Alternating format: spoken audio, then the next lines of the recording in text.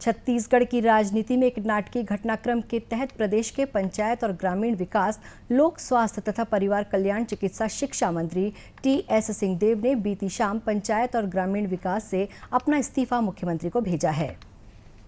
उन्होंने मुख्यमंत्री को भेजे अपने 4 पन्नों के इस्तीफे के पत्र में प्रधानमंत्री आवास का निर्माण नहीं होना, अधिकारियों की मनमानी, उनके द्वारा तैयार पेशा प्रारूप में बदलाव और मनरेगा की हड़ताल की वजह से बर्खास्त हुए सहायक परियोजना अधिकारियों की बहाली को बताया है। श्री सिंहदेव ने पंचायत और ग्रामीण विकास विभाग के अलावा अपने प्रभार वाले बाकी विभागों में कैबिनेट मंत्री के रूप में बने रहने की बात कही है। इस संबंध में प्रदेश के मुख्यमंत्री भूपेश बघेल ने पत्रकारों से बातचीत में बताया कि उन्हें मीडिया के माध्यम से ही श्री सिंहदेव के विभाग छोड़ने की जानकारी मिली है। पहले ही कहा कि मुझे मीडिया के माध्यम से पता चला, जब मेरे पास पत्र आएगा तो मैं इसमें विचार करूंगा। सर, अभी आपकी चर्चा हुई क्या सिंहदेव जी के साथ?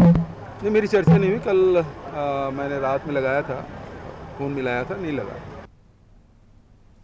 इस बीच भारतीय जनता पार्टी के वरिष्ठ नेता और विधानसभा में नेता प्रतिपक्ष धर्मलाल कौशिक ने श्री सिंहदेव की उपेक्षा और विभाग छोड़ने पर सवाल खड़े किए हैं।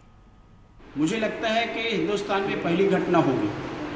निर्णय मंत्री के द्वारा लिया जाता है, लेकिन मंत्री के द्वारा जो निर्णय लिया गया उसको बदलने का अधिकार चीफ सेक्रेटरी और सचिव को दिया गया है। इससे मंत्री जी आहत होकर के जो त्याग पत्र दिए हैं, लगातार वो प्रयास किए कि गरीबों को प्रधानमंत्री आवास मिले, लेकिन जिस प्रकार से उसको रोका गया, आज 8 लाख लोग वंचित हो गए प्रधानमंत्री आवास से। लगातार इस विधानसभा में इस बात को उठाते रहे कि 13 लाख लोगों को आवास नहीं मिला है, और ये बात साबित हो रही है उनके त्याग पत्र में दिया।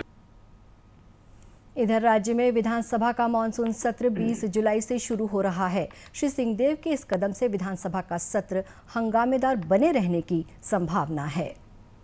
आइए इस संबंध में और अधिक जानकारी लेते हैं हमारे संवाददाता मनोज सोनोने से।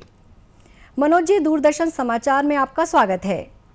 प्रदेश की राजनीति में मंत्री टी.एस. सिंहदेव के इस्तीफे के बाद और क्या बदलाव आएंगे, किस तरह से राजनीति बदलेगी, इस बारे में और बताएं।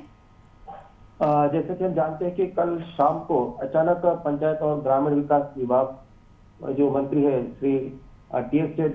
सिंहदेव, इन्होंने अचानक अपने इस विभाग से इस्तीफा दिया। उनके पास स्वास्थ्य और परिवार कल्याण, चिकित्सा, शिक्षा उस पर वो बने रहेंगे, लेकिन पंचायत और ग्रामीण विकास जो उनके पास विभाग था उसका उन्होंने इस्तीफा दिया है। उन्होंने जो अपना इस्तीफा मुख्यमंत्री को जो भेजा है, जो 4 पेज का उनका एक खत है इस्तीफा स्वरूप, उसमें उन्होंने स्पष्ट रूप से कई मुद्दों को उठाया है।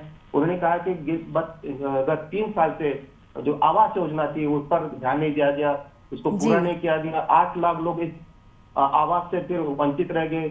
और ऐसे उसके साथ ही उन्होंने पेशा कानून का भी इसमें जिक्र किया है, जिसमें कहा है कि इस प्रदेश में पेशा कानून लागू करने की बात कही थी।